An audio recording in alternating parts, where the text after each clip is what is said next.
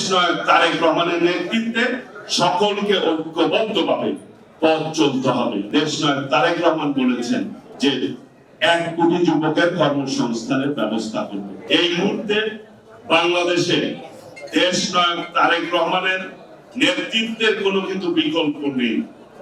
বাংলাদেশকে যদি এগিয়ে নিতে চাই আমরা, তাহলে দেশনায়ক তারেক রহমানের নেতৃত্বে সকলকে ঐক্যবদ্ধভাবে পথ চলতে হবে। আমি আহ্বান জানাচ্ছি সকলকে, এই টাঙ্গাইলের সন্তান হিসাবে আগামী 12 ফেব্রুয়ারি যেহেতু একটি নির্বাচন, যদিও এটি একটি পরিচিতি সভা, আমি যেহেতু একজন দলের পক্ষ থেকে মনোনীত হয়েছি, একজন নির্বাচনে দাঁড়িয়েছি, সেহেতু আমি আমার দলের অবস্থানটি এবং আমার অবস্থানটি আপনাদের সামনে তুলে ধরছি।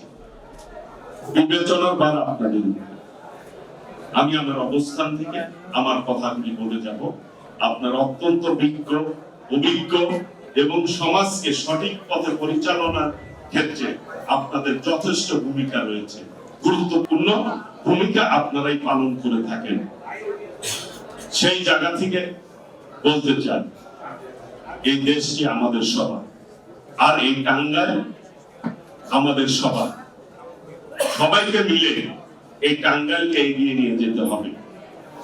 আমি আগামী দিনে আল্লাহ রাব্বুল আলামিন যদি আমাকে নির্বাচিত করে, ইতিমধ্যেই আমি টাঙ্গাইলকে কিভাবে আমরা দেখতে চাই, টাঙ্গাইলকে কিভাবে এগিয়ে নিয়ে যেতে চাই, সেই ব্যাপারে আমি সার্বিক কথা আপনাদের সামনে তুলে ধরেছি একাধিকবার। চরের অনেক সমস্যা রয়েছে, বেড়িবাঁধ, মাহমুদনগরের ব্রিজ এবং চরের মানুষের বেকারত্ব একটা কিন্তু অনেক বেশি প্রকট, যে কর্মহীন মানুষ বেশি। সেই জন্য কর্মসংস্থানের ব্যাপারে ইতিমধ্যেই বিএনপির ভারপ্রাপ্ত চেয়ারম্যান দেশনায়ক তারেক রহমান বলেছেন যে 1 কোটি যুবকের কর্মসংস্থানের ব্যবস্থা করবে। রোগীরা গেলে ঠিকভাবে চিকিৎসা পাচ্ছে না। আমি ইতিমধ্যে হাসপাতাল ভিজিট করেছি এবং পরিষ্কার পরিচ্ছন্নতার জন্য আমি ইতিমধ্যে কর্মসূচি গ্রহণ করেছি। গঠিত কমিটি আজকে তাদের যে উপস্থিতি এবং তাদের যে স্মার্টনেস, তাদের যে পোশাক, সত্যি আমাকে অত্যন্ত আনন্দিত করেছে এবং থেকে খুব ভালো লাগছে।